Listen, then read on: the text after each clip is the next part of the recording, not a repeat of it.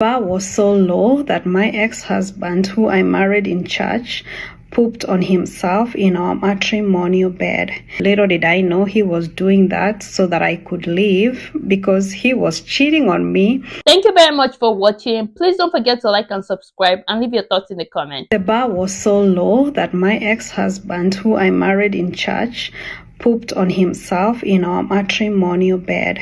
Every time I asked him, "Why do you do this?" he would tell me, "I have diabetes and I can't control myself." How can I unhear that? Like, what? Poop on the bed?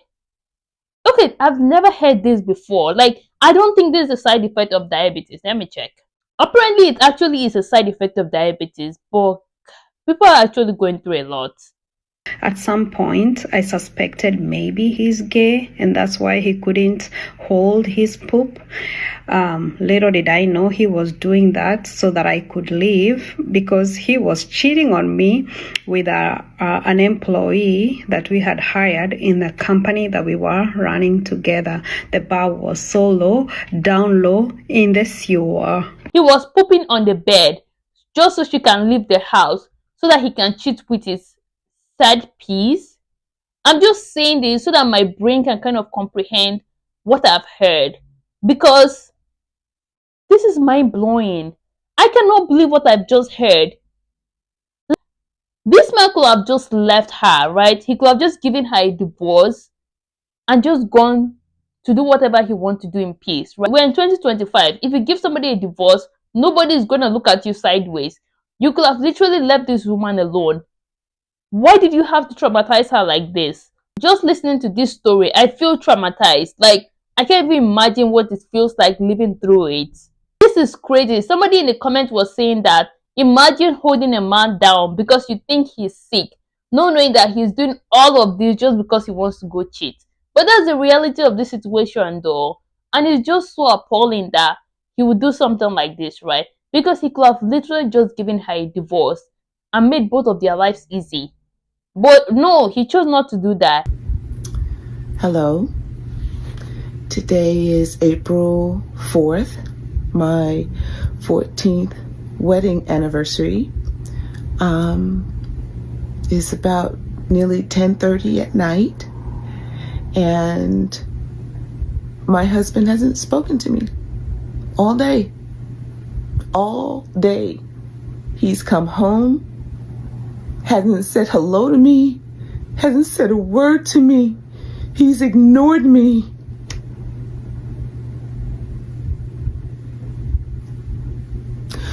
On our 14th wedding anniversary.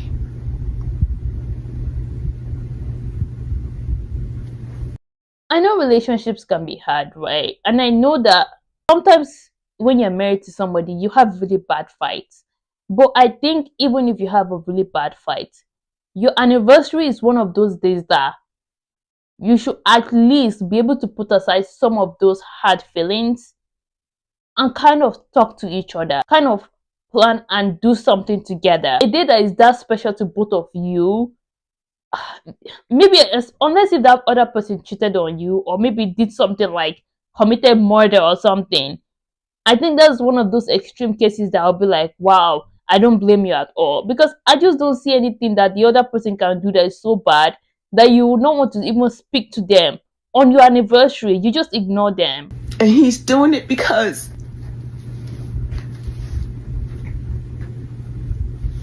he came into some money. I didn't ask for any of it except to not have to spend what little I have. And because I asked about it, this man has ignored me all day. All day.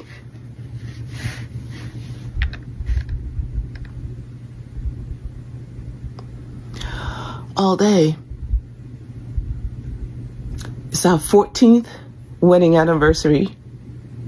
I've been here at home all day. This man is a selfish person because you came into money and you don't want to share some of that with your wife. And even if you say you don't want to share it with her, she just said, take on a little bit more of the bills so I don't have to spend everything I have. I think that's totally reasonable because you're still going to benefit from the bill. Because I don't know, maybe it's just the way I look at marriage, right? Everything, when you get married, everything is ours. There's no longer me and you, it's just us, right? So if you come into money, it means we came into money, right? If I come into money, it means we came into money, right? My paycheck is not just for me, it's for all, it's for both of us, the entire family. The same thing applies to if you come into money, it's for both of us. So I don't understand why is making it such a big deal to share with your wife. His reaction to her request is such a red flag. If you don't want to share the money, just say no, you can't have any. It doesn't mean that you should go the whole day without talking to her. Even saying no to is a big red flag to me though. At least give her some of it. Please go find a divorce lawyer right away. 14 years. Please go find a divorce lawyer. I called him even earlier today to let him know about the painters arriving. And even then, his response to me was, "What?"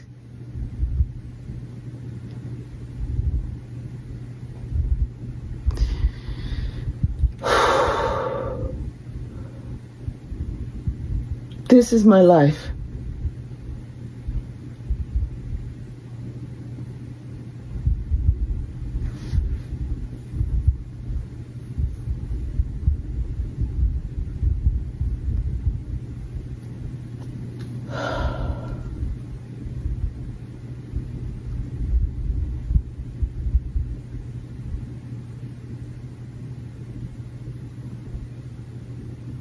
This is my life.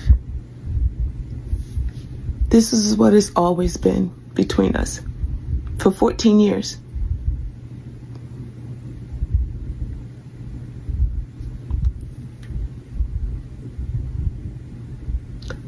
Last year was a tumultuous year for us, and all I've asked since then is marriage counseling, and to this day, a year later, nothing. Which tells me I should leave. Clearly.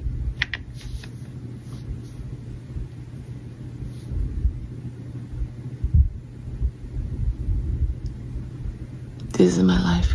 I feel so bad for her because nobody should go through something like this. Your wedding anniversary, at least it should be a celebration, right? Not a day that you get treated like this. In my opinion, you've already been through this for 14 years. Don't put yourself through this for 14 more. Go get a divorce lawyer today. Get divorced today. Honestly, that's going to be the best wedding anniversary you ever give yourself. Being single is always going to be better than being married to somebody that makes your life miserable. This man is not a kind man. This man is a selfish man. This man has checked out of that marriage a long time ago. He's probably just there because it's convenient for him. If you guys are splitting bills, you're probably paying half of the bills. That means he's saving more money. You're probably the one doing all the cooking. You're probably the one doing all the cleaning. The marriage is probably just there because the marriage is convenient for him. And if you guys have kids, he probably doesn't have to pay child support because you guys are married. So he's probably just there because the marriage is convenient for him. So in my opinion, go get a divorce. A divorce is going to be the best gift you give yourself. And this is why divorce is in the runs. So I'm sitting here telling my husband how, tomorrow I have to take our daughter to a doctor's appointment because, early in the morning at 7:45. He was like, "Oh, right, tomorrow, your birthday. What are you doing for your birthday?" I said, "Nothing. Nothing. Do you have anything planned?" "No, unfortunately, I had to buy some stuff, and now I feel bad because I don't have anything for you." So he couldn't even take you out on a nice dinner? I think if you're married to somebody, right, it's your spouse's job to make sure that you have an amazing birthday. Because when my husband's birthday comes around, I make sure that I plan it so that he has a nice day, right? And when it's my birthday, he makes sure to plan it to make sure that I have a nice day. I just feel like, it's your spouse's job to make sure that you have a good birthday, right? Or at least feel celebrate. Celebration doesn't have to be anything big or over the top. It just have to, the point is just to make you feel that this person cares, right? and I'm celebrating you today. Bought a new TV. Okay, that's fine. It's okay. And I told him, I said, it's really fine because I haven't celebrated my birthday since I was like 12 years old, which is why most of the time I don't even know how old I am. And then he was like, that's not true. We've celebrated your birthday since we've had the kids. Mind you, our son is my stepson, right? Our daughter is 5. I said, realistically, what have we done? Tell me what we've done in the past 5 years. 6 years. Tell me what we've done in the past 6 years for my birthday. He couldn't name not one thing. He couldn't name one thing. Not a dinner, a birthday card, nothing. I said, yeah, I don't know if you've noticed this, but I've given up on my birthday a long, long time ago. Her birthday is such a great opportunity to make her feel loved and celebrated, and you prioritize buying a TV over that. You could have literally saved $100, $200, bought her some flowers, taking her to dinner, and she will be so happy because you made that day special for her. But rather, you went to buy a TV, and also you've not celebrated her in like 5 years. When she told you that the last birthday celebration she had was when she was 12, honestly, there's always somebody that will treat you better than this. Long, long time ago. And that's just how the cookie's crumbling. Like, nobody cares about my birthday in my family. Nobody cares. And obviously you don't either, considering you forgot yet again. And it's not even just that you forgot. Well, he claims that he didn't forget, but I'm choosing to label it as you forgot, considering you went out and you bought yourself a TV.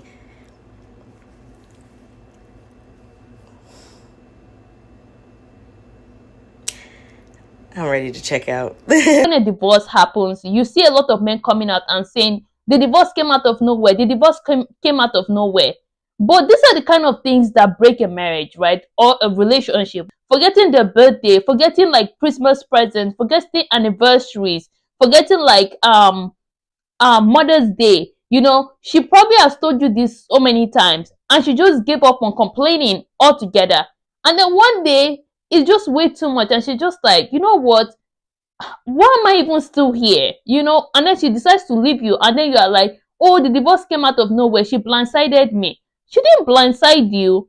She's been saying this for years. You just decided not to listen. And when she decides to move on to go find something better, you start to complain. Whose fault is it actually? In my opinion, take yourself out. Celebrate your birthday with your daughter. Don't forget to celebrate yourself just because somebody else isn't. Put a finger down if your husband ghosted you for 48 hours and you're financially reliant on him and you only had $13 yesterday and you texted him to give you some money and he literally just ignored you the entire day and you called him and you ignored him. He ignored you. And so then you went on his computer and you logged into his bank account to send yourself some money, because I usually don't have access to his bank accounts, but his computers were his passwords were saved on his computer, so I was able to get in and finally send myself some money. And then you still couldn't get in contact with him, and then he comes while you're not home and takes all of it, moves all his stuff out, and you still don't know where he is, and he's like literally missing from you. Like, you don't know, you basically got abandoned. And he moves his truck and everything, his car, to his dad's house, and you still don't know where he is. So you pull up to his dad's house at 1 a.m. Well, actually, I forgot to mention that finally at 7:59, his dad sent you money on Venmo. And then you show up at his dad's house at 1 a.m. and you ask to talk to him, and his dad says he's sleeping, try again tomorrow. This just sounds like this man is trying to divorce her, and he doesn't know how to come out straight and say, I want a divorce, you know? And not to mention, he took the other dog, so now like your dog's lonely, and he's not legally allowed to do that because there's no separation in order. But anyway, so then you show up at his job this morning, like, to finally and ask him to talk, and he literally says, okay, like, it's gonna be a minute. And so then you sit there and you wait, and he brings his manager over, and he literally says to you that it's a private matter, so it has to be handled outside of work. But you've been trying to contact him for 48 hours, and he says he'll get to you after work.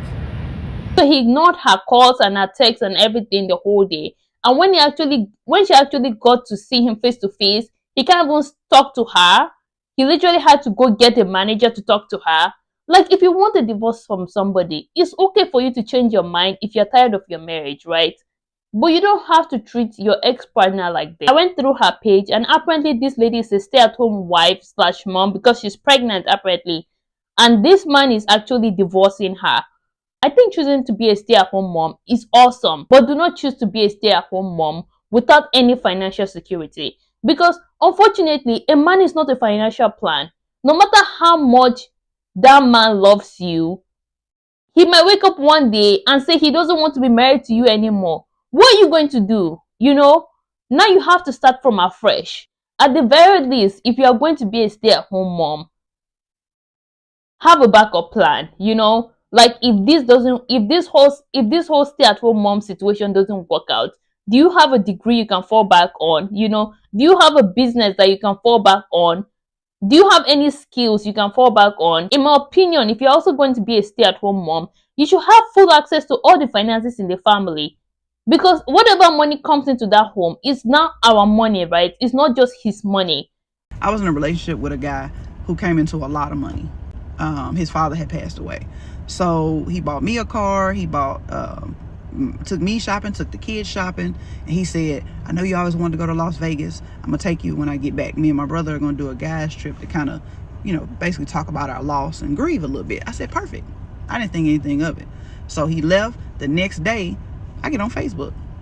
I had never seen his brother on my Facebook. He never came through my little feed.